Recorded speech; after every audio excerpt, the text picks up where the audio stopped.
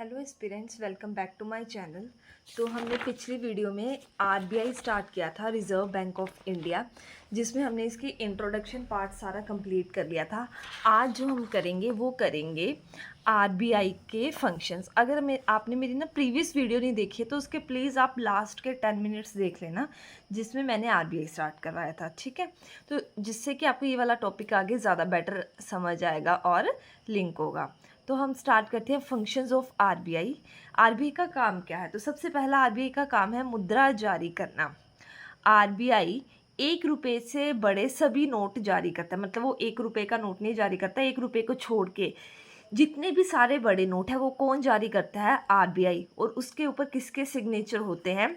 RBI के governor के, right. जो 1 रुपये का नोट है और जो सिक्के हैं वो कौन जारी करता है? वो वित्त मंत्रालय जारी करता है। तो इम्पॉर्टेंट है, जो आरबीआई के 1 रुपये से बड़े नोट है वो 1 रुपये से जो बड़े नोट है वो आरबीआई जारी करता है, और जो 1 रुपये से छोटे 1 रुपये का नोट है और जो सिक्के हैं वो कौन जारी करता है? वित्त मंत्रालय जारी करता है।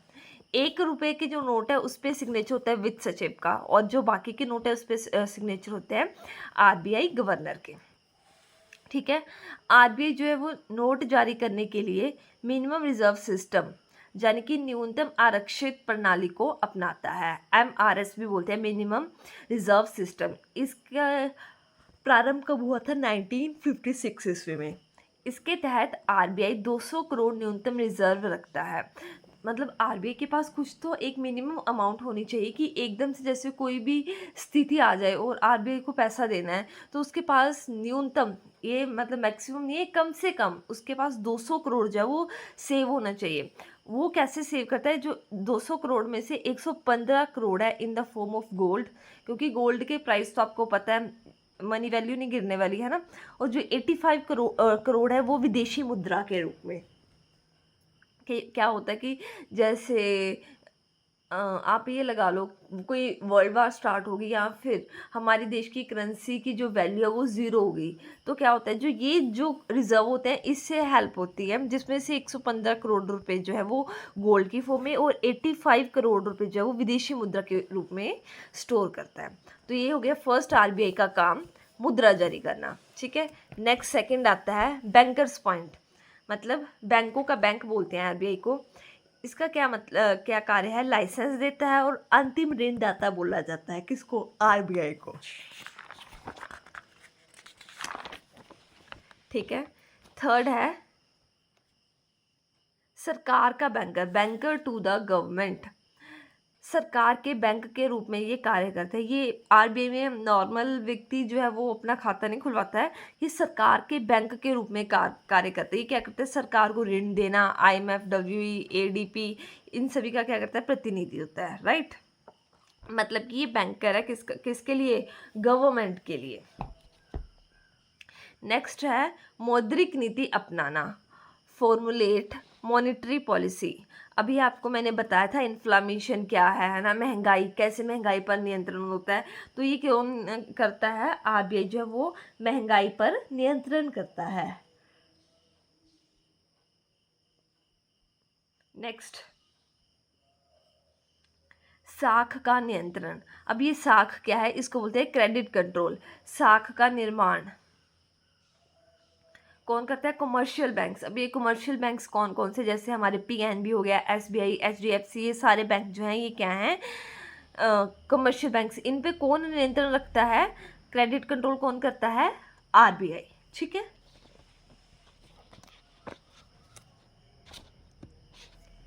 सिक्स्थ पॉइंट है विदेशी मुद्रा भंडार का प्रबंधन, फॉरेन रिजर्व। आरबीआई में सामान्य व्यक्ति या संगठन का खाता नहीं खोल, कोई भी व्यक्ति या संगठन है उसका खाता नहीं खोला जाता है, ठीक है। नेक्स्ट, अब ये मॉनेटरी पॉलिसी मैंने बताई थी, इसको हम एक्सप्लेन करेंगे ये क्या है। मॉनेटरी पॉलिसी, मौद्रिक नीति। मौद्रिक नीति आरबीआई की मॉनेटरी पॉलिसी कमेटी एमपीसी द्वारा बनाई जाती है। किसके द्वारा बनाई जाती है? मैंने आपको बताया था, मौद्रिक पॉलिसी कमेटी द्वारा। एमपीसी, मौद्रिक नीति समिति, इसमें कितने मेंबर्स होते हैं टोटल? इसमें टोटल जो है वो 6 मेंबर्स होते हैं। 3 मेंबर कौन है, आरबीआई द्वारा नियुक्त होते हैं, और जो 3 मेंबर हैं वो भारत सरकार जो है इन्हें नियुक्त करती है। जो आरबीआई के गवर्नर है इस समिति का अध्यक्ष होता है, ठीक है। आरबीआई के गवर्नर ही जो है वो मॉनेटरी पॉलिसी कमेटी का अध्यक्ष होता है। एमपीसी द्वारा समय समय पर ब्याज दरों की समीक्षा करती है, और ब्याज दरों में जो परिवर्तन है वो कौन करता है, वो मॉनेटरी पॉलिसी कमेटी ही जो है वो ब्याज दर इतना हो गया तो वो कौन करता है, मौद्रिक नीति। इनका उद्देश्य क्या होता है, 2 उद्देश्य हैं इनके। एक तो इन्फ्लेमेशन कंट्रोल मतलब मुद्रास्फीति मूल्य स्थिरता रखता है, और देश का आर्थिक विकास मतलब कि इकोनॉमिक डेवलपमेंट, ठीक है। तो 2 काम हो गए मौद्रिक नीति के, इन्फ्लेमेशन कंट्रोल और इकोनॉमिक डेवलपमेंट। अब ये कैसे होता है, देखो अगर मनी सप्लाई ज़्यादा होगी, ठीक है, मनी की सप्लाई ज़्यादा हो रही है, कब होगी, जब मांग या फिर डिमांड में वृद्धि होगी तो क्या होगा, इन्फ्लेमेशन यानी कि महंगाई भी क्या होगी, ज़्यादा होगी। अगर मनी सप्लाई कम है, डिमांड कम है, तो मतलब कि महंगाई होगी, महंगाई में इन्फ्लेमेशन में कमी होगी, है ना। समझ आ रही है ये चीज़ आपको, दोनों रिलेट हो रहे हैं ना। अगर तो मनी सप्लाई ज़्यादा है, अगर किसी चीज़ की सप्लाई ज़्यादा है मतलब उसकी डिमांड ज़्यादा है, और इन्फ्लेमेशन में क्या होगी, वृद्धि होगी मतलब महंगाई होगी। अगर किसी चीज़ की डिमांड कम है मतलब मनी सप्लाई, पैसा कम जा रहा है, डिमांड भी कम होगी और महंगाई भी क्या होगी, कम होगी। अब देखते हैं, इम्पोर्टेंट है मौद्रिक नीति के उपकरण या फिर टूल्स। सबसे पहले है बैंक दर रेट, बैंक दर। जो आरबीआई है वो किसको, कमर्शियल्स बैंक को ब्याज दर देता है, ठीक है। वे ब्याज दर जिस पर आरबीआई कमर्शियल बैंक को दीर्घकालिक ऋण देता है, लॉन्ग टर्म के लिए जो है, शॉर्ट टर्म के लिए, लॉन्ग टाइम के लिए जो है वो ऋण देता है। अब मैं एग्जांपल देती हूँ, आपने एक तो मेरे को कमेंट सेक्शन में ये बताना है, ये मैं आपको नेक्स्ट वीडियो में फिर बताऊंगी कि हर एक जो बैंक्स हैं ये इनकी कितना कितना ब्याज दर है, ठीक है। जो भी हैं ये चीज़ें, बैंक रेट हो गया, रेपो रेट हो गया, रिजर्व रेपो रेट है, इन पे कितना कितना ब्याज दर है जो करंट चल रहा है, ठीक है। सबसे पहले एग्जांपल देखते हैं बैंक रेट की, कितना है 6%। सपोज करो आरबीआई किसको देगा ब्याज दर, कमर्शियल बैंक को कितना दे रहा है, वो 6% ब्याज दर दे रहा है। फिर आगे वो बैंक क्या कर रहा है, लोगों में प्रॉफिट कमाएगा ना बैंक, 10% में वो आगे लोगों में ब्याज दर में वो पैसा बांट रहा है। फिर आरबीआई ने क्या किया, 8% कर दिया। फिर कमर्शियल बैंक भी तेज है, उसने क्या कर दिया, आगे जनता में कितना कर दिया, 12% कर दिया। अब ज़्यादा ब्याज दर होगा तो भाई कौन ही लेगा, कोई पैसा नहीं लेगा, तो मनी सप्लाई क्या हो जाएगी, कम हो जाएगी। मनी सप्लाई का मतलब डिमांड की कमी, और वहाँ पर क्या होगी, महंगाई। समझ आई ना ये चीज़। अब आरबीआई वृद्धि करेगा, क्या होगा, ऋण महंगा होगा, मनी सप्लाई क्या हो जाएगी, कम हो जाएगी, और महंगाई हो जाएगी। आरबीआई अगर कम रखेगा तो ऋण क्या होगा, सस्ता होगा, और मनी सप्लाई में क्या होगी, वृद्धि। ये सारा किससे लिंक करता है, आरबीआई से। मतलब आरबीआई आगे जो है कमर्शियल बैंक को ब्याज दर देता है लॉन्ग टर्म्स के लिए। ये हो गया बैंक रेट। सेकंड आता है रेपो रेट। रेपो रेट को बोलते हैं ब्याज दर, ठीक है, सॉरी रेपो रेट को बोलते हैं हिंदी में रेपो रेट। ये आरबीआई ये कमर्शियल बैंक को ही ब्याज दर देता है, पर कितने टाइम के लिए, वो लॉन्ग टर्म के लिए था बैंक रेट, ये सिर्फ मैक्सिमम 15 डेज के लिए ही देता है, ठीक है। ये ब्याज दर जिस पे आरबीआई कमर्शियल बैंक को शॉर्ट टर्म के लिए ऋण देता है, इसमें भी सेम है। अगर रेपो रेट में वृद्धि होगी तो ऋण महंगा होगा, और मनी महंगा हो गया तो भाई पैसे लोग लेंगे नहीं, तो मनी सप्लाई में क्या आ जाएगी, कमी। अगर रेपो रेट में कमी है, ऋण सस्ता, और मनी सप्लाई में वृद्धि। मैं आपको ना एक ट्रिक बताऊंगी, जितने भी हमने ये चीज़ें करनी है ना, इस सभी का क्या है, इन्वर्स रिलेशन। इन्वर्स मतलब अगर एक चीज़ बढ़ रही है तो वो दूसरी कम होगी, अगर ऋण में वृद्धि है तो दूसरी चीज़ क्या होगी, कम ही होगी, ठीक है। जैसे थर्ड देखते हैं, रिवर्स रेपो रेट। रिवर्स मतलब उल्टा, रेपो रेट का उल्टा। रेपो रेट क्या था कि आरबीआई कमर्शियल बैंक को ब्याज दर देता था, बट रिवर्स रेपो रेट क्या है, जो कमर्शियल बैंक्स हैं वो आरबीआई को ब्याज दर देंगे। वह ब्याज दर जिस पर कमर्शियल बैंक अपना पैसा आरबीआई के, बैंक भी अपना पैसा जमा करवा के रखते हैं, वो किसके पास जमा करवाते हैं, वो आरबीआई के पास, तो जिसको क्या बोलते हैं, रिवर्स रेपो रेट।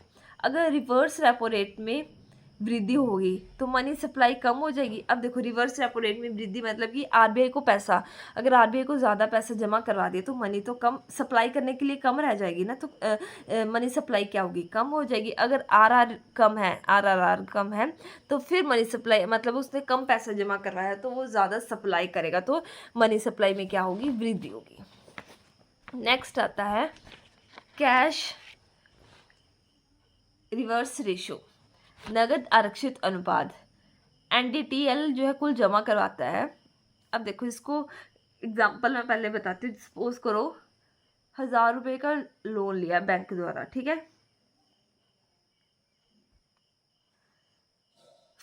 अगर उस पर सपोज करो 5% CRR है, कैश रिवर्स रेशियो है, तो आपको जो है वो 950 का लोन जब वो अलॉट होगा और जो 50 रुपीज़ वो बैंक ने आरबीआई को जमा करवाने हैं बिना ब्याज के, कोई ब्याज नहीं होगा उस पर, ठीक है। और अगर उस पर 10% ये है कैश रिवर्स रेशियो, तो मतलब 100 रुपया वो जमा करवाएगा, 900 कम लोन बांट सकते हो, है ना, बैंक को कम लोन मिलेगा। तो ये भी इन्वर्स रिलेशन है। तो CRR वह अनुपात है जो कमर्शियल बैंक को ऋण देने से पहले आरबीआई के पास कैश के रूप में जो वो जमा करवाना अनिवार्य है, ये ठीक है। कमर्शियल बैंक है, आरबीआई को क्या देता है, कैश। अगर CRR यानी कि कैश रिवर्स रेशो इसमें वृद्धि होगी तो मनी सप्लाई कम, अगर इसकी परसेंटेज ज़्यादा है तो मतलब वो आरबीआई को ज़्यादा जमा करवाएगा तो उसके पास कम ही पैसा बचेगा जो वो लोगों में लोन के रूप में बांट सकता है, तो मनी सप्लाई क्या हो जाएगी, कम। अगर CRR में कमी है तो मनी सप्लाई क्या हो जाएगी, ज़्यादा, ठीक है। नेक्स्ट है SLR, वैधानिक तरलता अनुपात, स्टैच्यूटरी लिक्विडिटी रेशो, जिस लिक्विडिटी का मतलब क्या है, मनी वैल्यू। कमर्शियल बैंक अपने पास पैसा रखते हैं किसके फॉर्म में, कैश, गोल्ड, सिक्योरिटी की फॉर्म में, ठीक है। तो जो SLR क्या है वह अनुपात है जिससे कमर्शियल बैंक को अपनी कुल जमा में से अपने पास कैश, गोल्ड, सिक्योरिटी के रूप में रखना जो है वो अनिवार्य होता है।